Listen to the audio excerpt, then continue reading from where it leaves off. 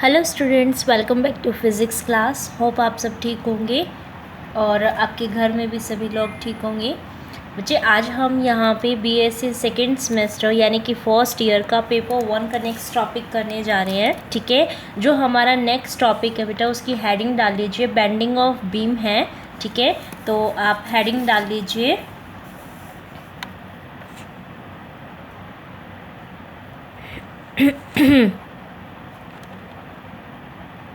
Bending of beam. ठीक है, अब हमें यहाँ पे ये वाला टॉपिक करना है। आप सभी को पता है कि आपने अपने बीएससी फर्स्ट सेम के अंदर इस टॉपिक को आपके प्रैक्टिकल एग्ज़ाम में किया हुआ है, राइट। और उसके अंदर आपने जो बेंडिंग मोमेंट फाइंड आउट किया था और साथ में इसका जो रिज़ल्ट है वो यंग मॉडुलस से फाइंड आउट किया था।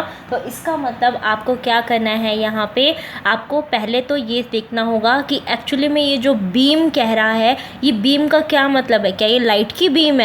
ठीक है, और अगर लाइट की बीम है तो यहाँ पे हम तो इलास्टिसिटी वाले चैप्टर में कर रहे हैं। तो क्या ये बीम वो अपनी जो ऑप्टिक्स वाली बीम होती है वो वाली है या कुछ और बीम है ये? ठीक है, जो इलास्टिक आपके चैप्टर में कुछ और नाम से इसको बोला गया है। ठीक है, हमें एक तो ये काम देखना है, एक ये देखना है कि अगर ये बेंड हो रही है तो इसका बेंडिंग मोमेंट कितना होता है। और अगर ये बेंड हो रहा है, सबसे पहले तो इसके अंदर बीम समझाती हूँ। ठीक है, क्योंकि बीम जब तक नहीं पता होगा तब तक आगे नहीं करेंगे। और आपने ये एक्सपेरिमेंट किया हुआ है, आपको पता है यहाँ पे हमने यंग मॉडुलस को भी फाइंड आउट किया था।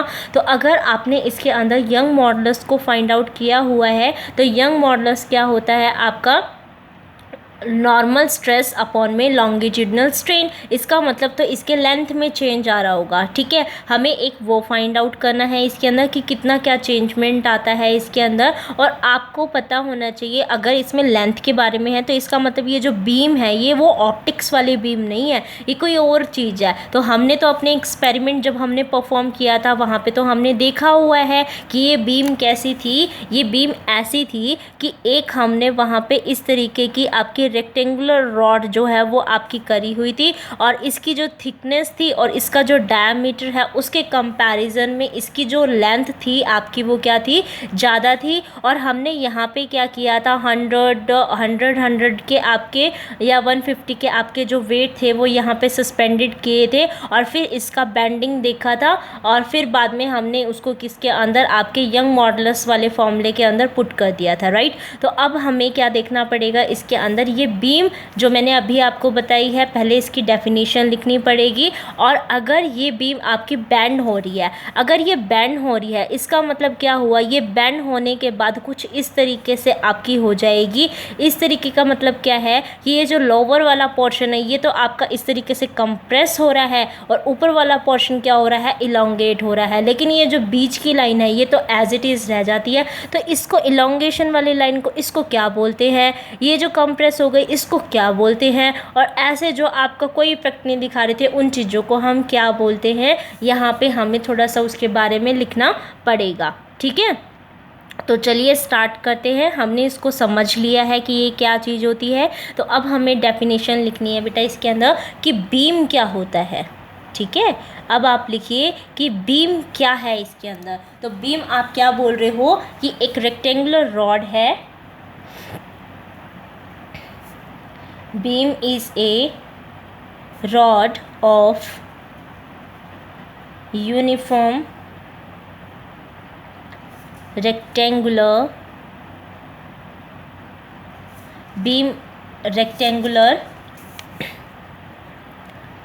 whose length is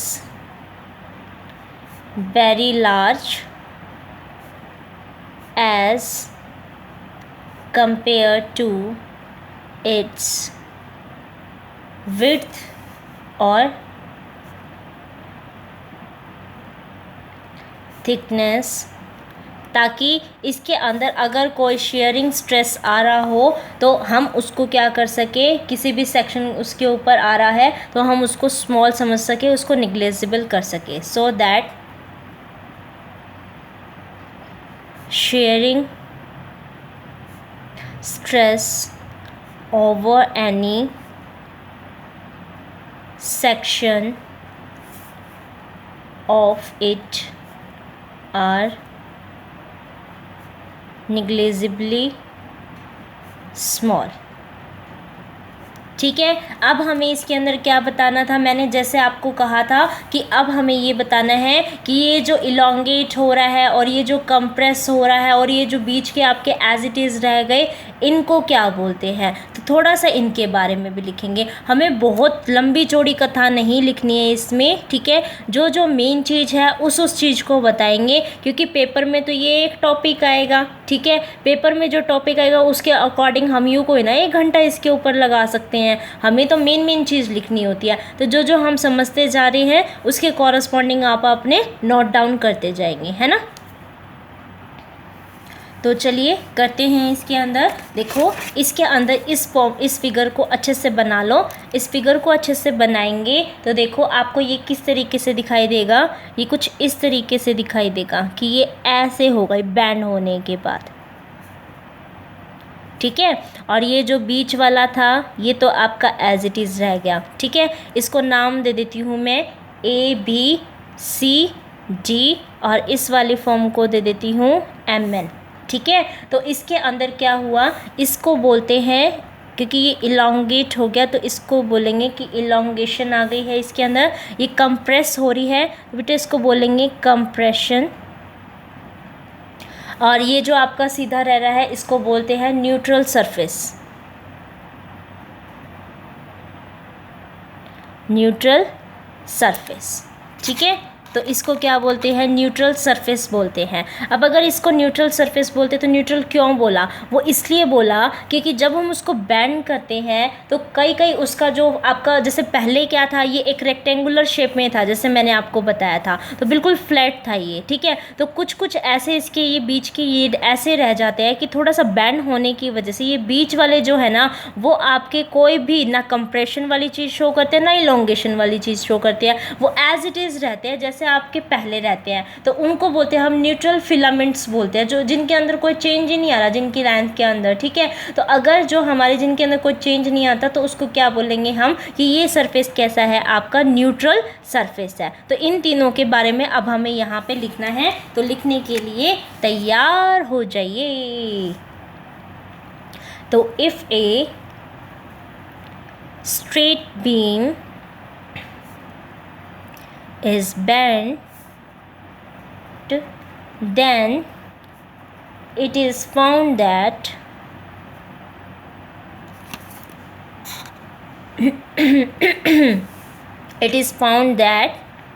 the longitudinal filament, यानी कि जो आपकी स्ट्रेट लाइन थी वो lying on convex side, convex side होता है बेटा outer side, are elongated, कि जब हम किसी भी फ्लैट सरफेस को लेके चलते हैं तो जैसे हम उसको बेंड करते हैं तो जो कन्वेक्स साइड होती है यानी कि ये वाली साइड, ठीक है, कन्वेक्स यानी कि आउटर साइड वाली जो है वो आपकी क्या हो जाती है, इलोंगेट हो जाती है। वाइल आपकी कौन सी, कनकेव साइड, वाइल जो आपका फिलामेंट है lying on the concave side, means inner वाले के बारे में बात कर रहे हैं। इनर आर कैसा हो गया बेटा, ये शॉर्टेंड हो गया है यानी कि कंप्रेस हो गया है, ठीक है। लेकिन कुछ अभी भी ऐसे रह गए हैं आपके मिडल प्लेन में जिनमें कोई चेंज नहीं आता, but there remaining some filaments in the median plane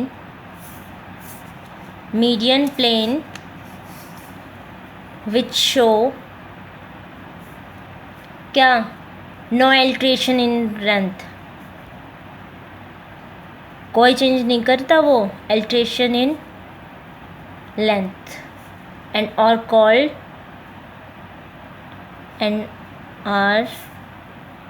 called और उनको हम क्या बोलते हैं, न्यूट्रल फिलामेंट, लेकिन जिस जगह पे ये न्यूट्रल फिलामेंट होते हैं उस जगह को क्या बोलते हैं, न्यूट्रल सरफेस। तो द मीडियन प्लेन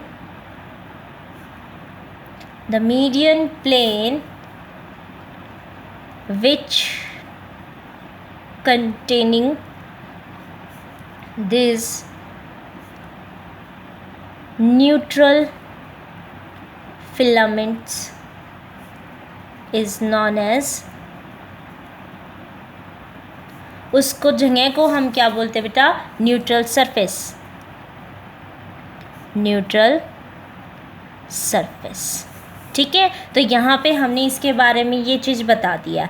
अब हमें किसके बारे में बताना होगा, अब हमें क्या करना है, क्योंकि हमने इसके अंदर क्या किया हुआ है, एक बीम लिया है। ठीक है, अब आपको पता है कि इसके अंदर क्या कर रहे हो, एक साइड वेट कर रहे थे, हम तो बीचों बीच कर रहे थे। बीचों बीच ना करते हुए मैं इसके एक साइड अगर कर दूं तो आपको पता है कि एक साइड अगर कर रहे हो, एक साइड इसका फिक्स कर दूं, एक साइड अगर कर रही हूँ तो एक साइड करने की वजह से इस साइड ये टर्न आ गया, तो भी आपके नीचे वाली साइड तो क्या होगी, कंप्रेस, ऊपर वाली क्या होगी, इलोंगेट हो गई है। ठीक है, लेकिन ये तो मेरे फोर्स की वजह से आई। अब आपको पता है कि बॉडी के अंदर हम यूँ मान के चलते हैं कि पर्टिकुलर पूरा आपका परफेक्टली रिजिड नहीं होती है, तो इसका मतलब ये अपने इलास्टिसिटी वाली प्रॉपर्टी को कुछ ना कुछ दिखाएगा, और कुछ ना कुछ अगर दिखाएगा तो ये जो आपका नीचे अपनी बॉडी के अंदर चेंजमेंट लेके आ रहा था उसको दोबारा से बैक करने की कोशिश करेगा, यानी कि अगर कोई फोर्स लग रहा है उसको रिवर्स एंटी क्लॉकवाइज में दिखाने की कोशिश करेगा ताकि उसको वो ठीक कर सके, अपनी ओरिजिनल पोजीशन में दोबारा जा सके। तो इस तरीके का जो इंटरनल ये अपना फोर्स लगा रहा है ताकि उस जो एक्सटर्नल हमने लगाया था उसको रिवर्स कर सके, उसको क्या बोलते हैं बेटा, बेंडिंग मोमेंट बोलते हैं। ठीक है, तो ये बेंडिंग मोमेंट आपका एक्चुअली में किसकी वजह से आया, जो इसने खुद इंटरनली लगाया था उसकी वजह से। तो तो एक्सटर्नली भी रहा है, जो हमने यहाँ पे लगाया था वो हमने लगाया था, इसने खुद ने कौन सा लगाया, इंटरनल बेंडिंग मोमेंट लगाया। तो यही इंटरनल बेंडिंग, यही फोर्स जो ये खुद लगा रहा है ताकि ओरिजिनल पोजीशन को रिगेन कर सके, इसकी वजह नहीं, इसकी उसकी वजह से, तो इसको अपनी पोजीशन को रिगेन कर सके, उसको ही हम क्या बोलते हैं, अपना बेंडिंग मोमेंट ही बोलते हैं। ठीक है, तो ये दो डेफिनेशन हमें और इसके अंदर बतानी पड़ेगी। तो हेडिंग डाल लीजिए बेटा, बेंडिंग मोमेंट की,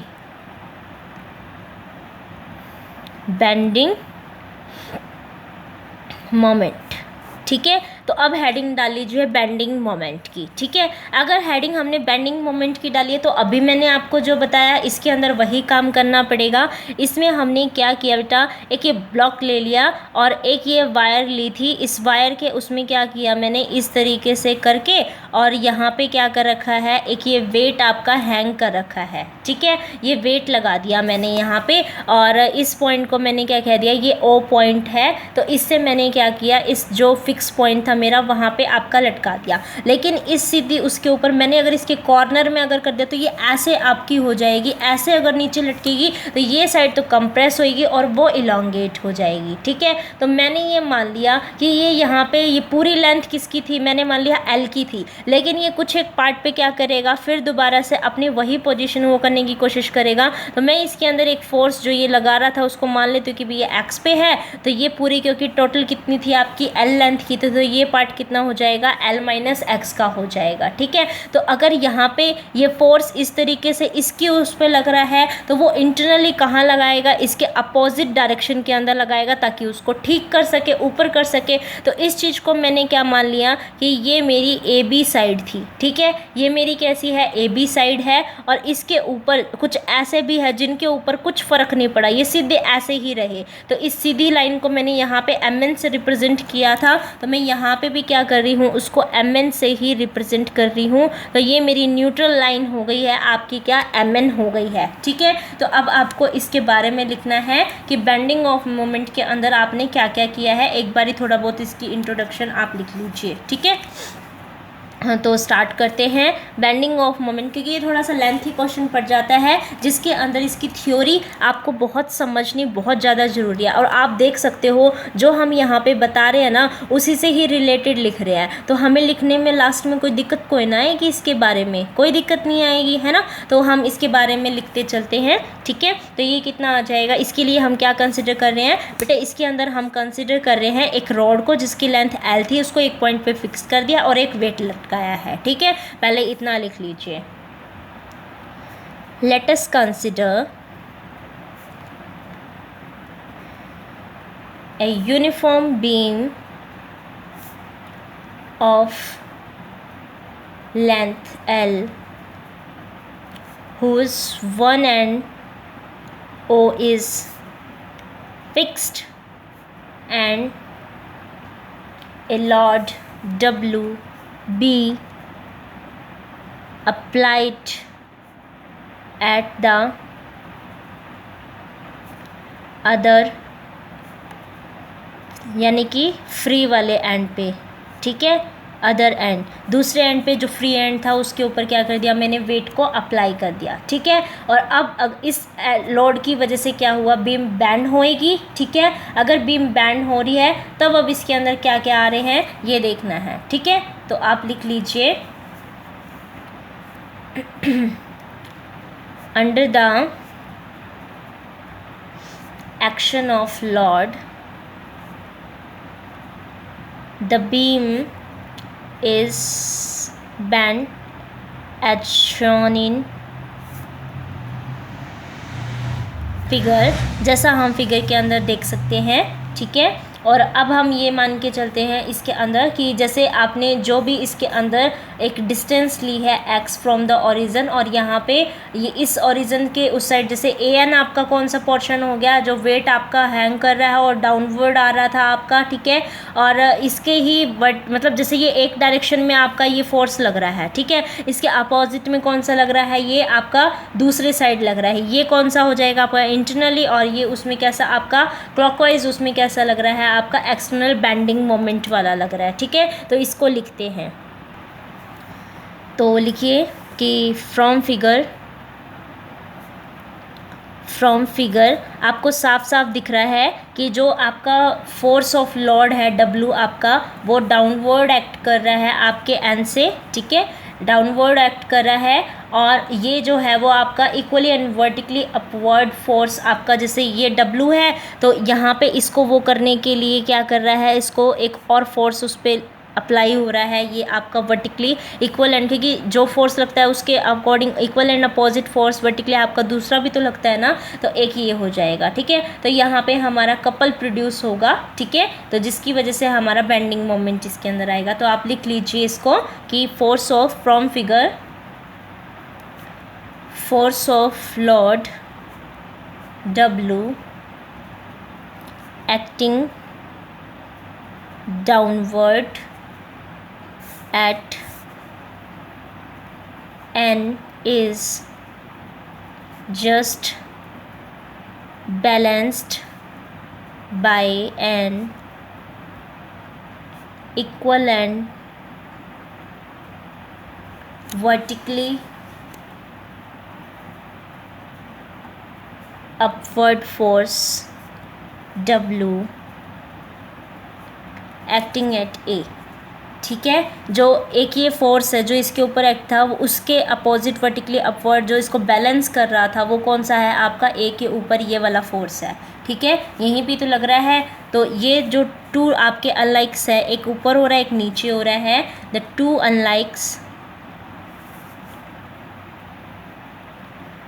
अनलाइक लेकिन इक्वल है, equal parallel force constitute a couple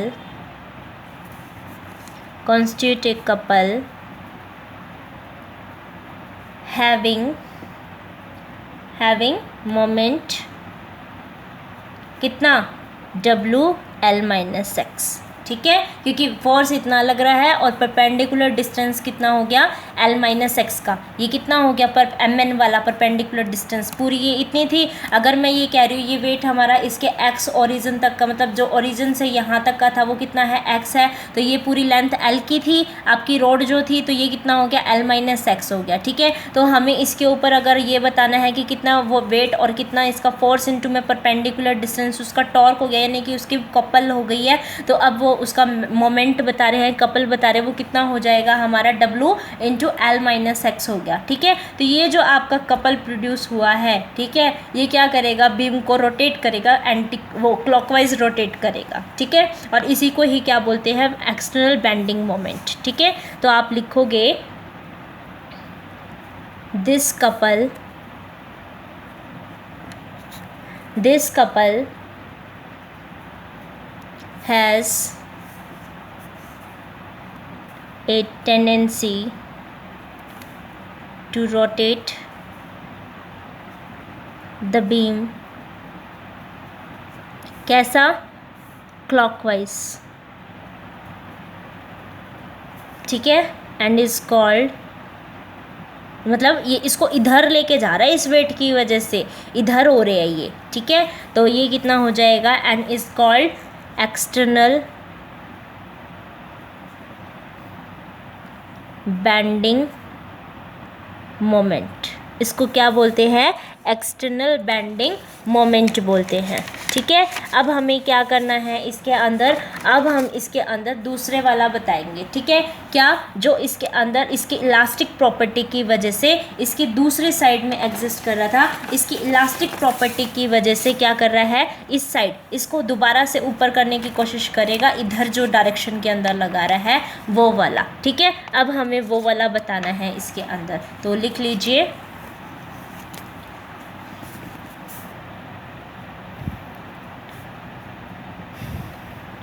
owing to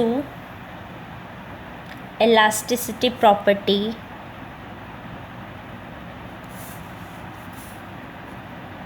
of the beam material,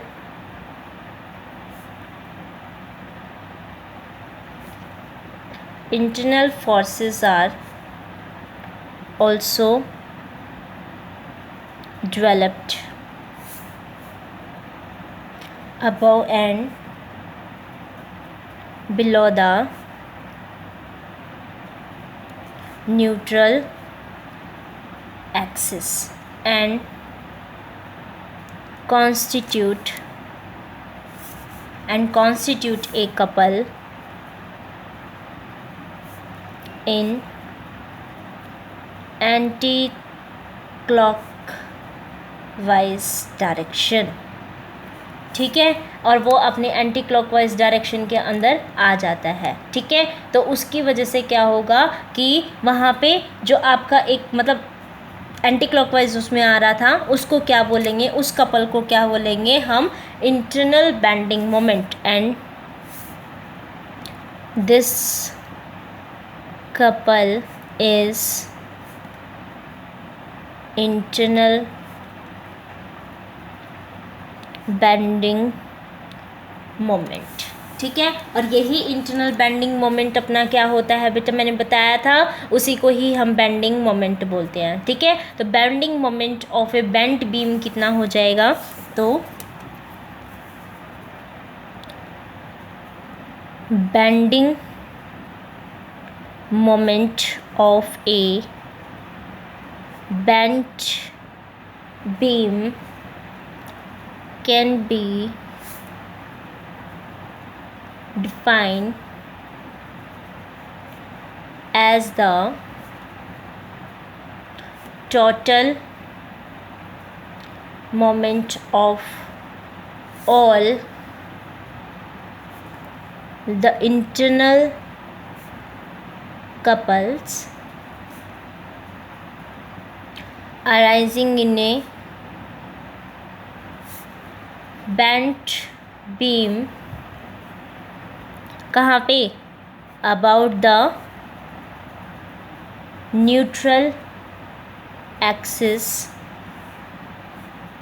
जो क्या करने की कोशिश करता है, जो एक्सटर्नल हमारा बेंडिंग मोमेंट यानी कि एक्सटर्नल कपल जो अपना फोर्स आया था उसको रेजिस्ट करने की वो करता है, मतलब उसकी कोशिश में रहता है कि उसको जो अपना एक्सटर्नल बेंडिंग मोमेंट आया उसको एंटी क्लॉकवाइज डायरेक्शन में वो कर रहा था उसको दोबारा से ऊपर करने की कोशिश में करता है, उसको क्या बोलते हैं, bending moment of the band couple. ठीक है, तो आप लिख सकते हो which tries to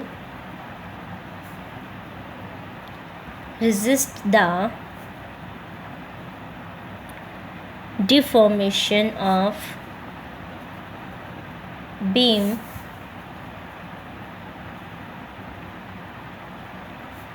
caused by an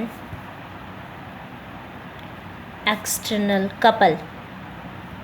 ठीक है, अब हमें क्या करना है, इसके लिए एक एक्सप्रेशन फाइंड आउट करना है। ठीक है, ये जो हमने बेंडिंग मोमेंट की डेफिनेशन लिखी है इसके लिए एक्सप्रेशन फाइंड आउट करना है, और इस एक्सप्रेशन के लिए आपको पता है कि बेंडिंग मोमेंट यानी कि बेंडिंग ऑफ बीम जब लेके चलते हैं तो वहाँ पे हमारा यंग मॉडुलस का फॉर्मूला आता है। इसका मतलब हमें यहाँ पे कुछ इस तरीके से इसके अंदर फॉर्मिंग करनी पड़ेगी कि वहाँ पे स्ट्रेस और स्ट्रेन दोनों को हम फाइंड आउट कर सके, दोनों को नहीं तो यूँ लगा लो, एक लॉन्गिट्यूडनल स्ट्रेन को तो हम फाइंड आउट कर ही सकते हैं कि पहले उसकी लेंथ, क्योंकि इलॉन्गेशन कंप्रेशन आ रही है तो पहले कितनी थी अब कितनी है, ये तो कर ही सकती हूँ ना मैं।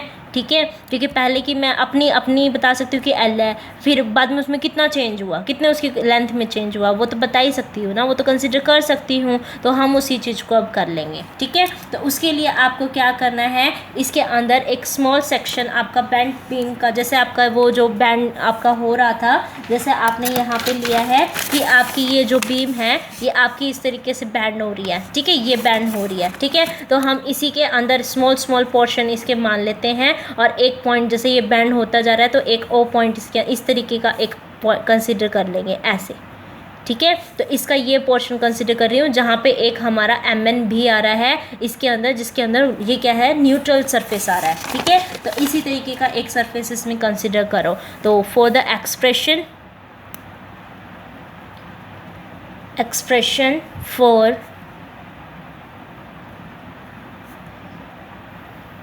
Bending moment, expression for the bending moment, बेटा हमें क्या करना पड़ेगा, हमने ये एक इस तरीके से कंसिडर किया है। ठीक है, इसको मान लिया ये मेरा A' है, ये मेरा B' है। ठीक है, और इसके सेक्शंस बना दिए मैंने, और ये है मेरा PQ, एक और सेक्शन मैंने इसके अंदर बना दिया है, ये है मेरा MN जो मेरी न्यूट्रल सरफेस थी, एक इसके नीचे वाला मैंने इसके अंदर बना दिया, ये कितना है D' और C' है। ठीक है, और यहाँ पे एक मैं बना लेती हूँ कि इसकी इतनी जो रेडियस है आपकी कितने MN तक की, सॉरी। ठीक है, MN तक की ये जो रेडियस है ये वाली, बस इतनी लेके चलना बेटा। ठीक है, ये कितनी है आपकी, यहाँ से लेके यहाँ तक जो मैंने डार्क करी है, बस वही। ठीक है, जो डार्क करी है मैंने वो कितनी है आपकी R, और ये पूरा एंगल जो आपका इसके उसमें बन रहा है ये कितना है, जितना बेंडिंग मोमेंट इसका आ रहा है वो है आपका 5। ठीक है, और यहाँ पे ये जो M से N तक का है ये वाला रेड पेन से जो है, ठीक है, रेड पेन से जो है उसको मैं मान के चल रही हूँ कि वो कितना है, मेरा Z है। ठीक है, तो अगर ये इतना है एक बार इसको लिख लो। ठीक है, जितना अभी मैंने बताया है।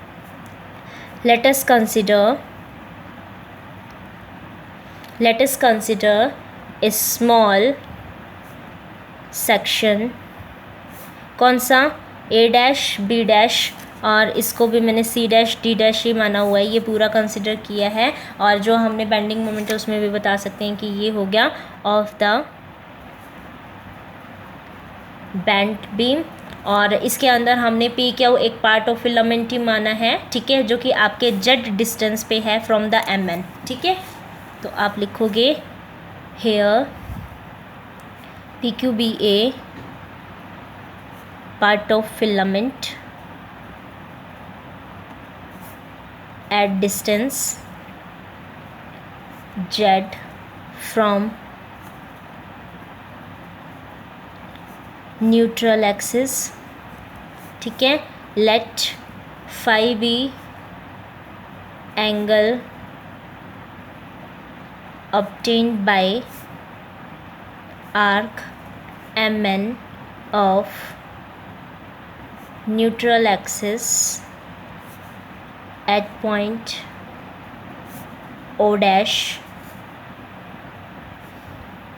the center of curvature of the neutral axis.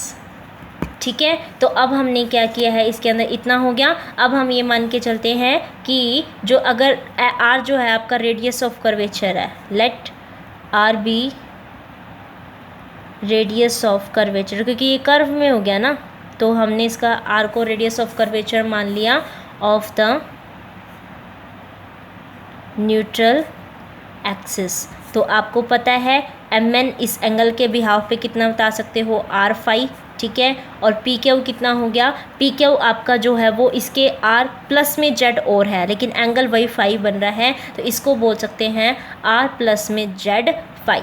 ठीक है, इस तरीके से हम इसको बता सकते हैं। जेड आप इस तरीके का या फिर स्मॉल लिख रही हो तो स्मॉल ही लिख सकते हो। ठीक है, तो एक्सटेंशन कितना हुआ बेटा फिलामेंट में, एक्सटेंशन इन फिलामेंट आपका पी क्यू में आपको पता है एक्सटेंशन कितना हुआ होगा।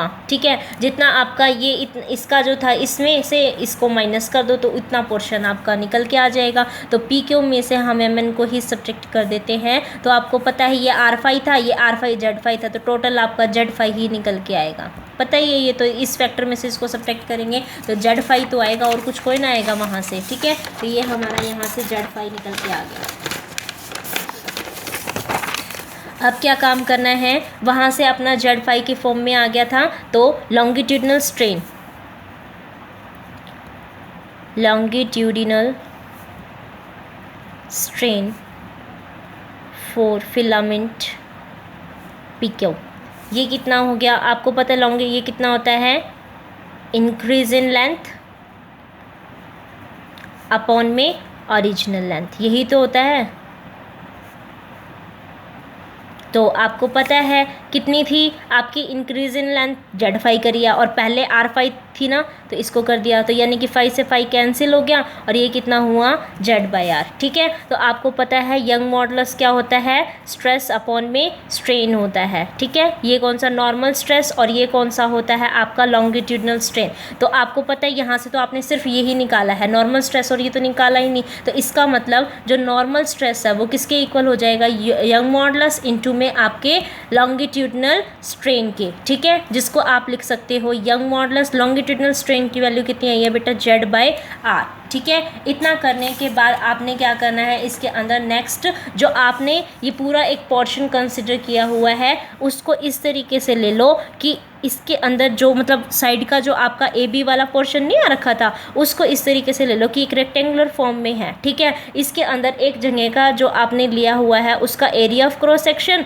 और जितना ये जो पी क्यू, जैसे ये आपका पी क्यू था, ये आपकी एम एन है। ठीक है, ये कितनी है आपकी एम एन की वैल्यू है, और ये कितना था ए डैश बी डैश, कुछ इसी तरीके से था। तो ये आपने इसका एरिया ऑफ क्रॉस सेक्शन जो है आपने कितना लिया हुआ है, सपोज करो डेल ए ले लिया। ठीक है, और ये कितने एम एन से कितना ऊपर था, ये वाली शेल आपकी पी क्यू वाली आपकी जेड के उसमें थी। ठीक है, तो अगर इस तरीके से आप इसको लेके चल रहे हो तो यहाँ पे अब हमें क्या बताना है, इसके अंदर इंटरनल फोर्स जो आपका प्रोड्यूस हो रहा था इस एरिया ऑफ क्रॉस सेक्शन के अंदर हमें वो बताना है। ठीक है, तो आप यहाँ पे लिख लो कि लेट, इसको